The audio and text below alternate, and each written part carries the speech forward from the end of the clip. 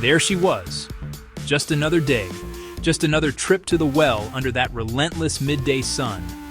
I can almost feel the weight of that clay jar, the glances I'd spent a lifetime avoiding, the hush that followed me through town.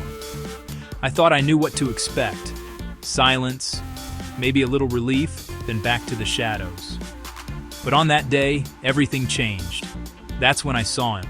A stranger, a Jew, sitting right there at Jacob's well. He asked me for a drink, just like that. No judgment, no turning away.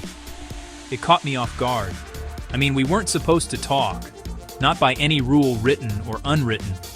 But there was something different about him, something trustworthy, something kind. We talked about water at first, but then the conversation shifted. He spoke about living water, a life that could well up inside me, overflowing, never running dry. He knew my story, every broken piece, every choice, every consequence. And yet, there wasn't a hint of condemnation in his voice, only hope.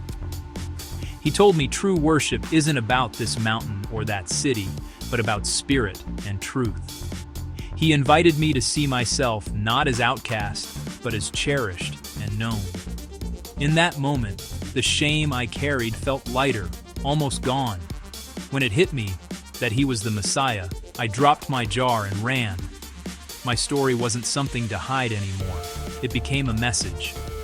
I went back, called out to everyone who'd ever looked past me. Come and see the one who knows me and loves me anyway. That day, I learned something amazing. No matter your past, one encounter can turn you from outcast to messenger, and that's a story worth sharing.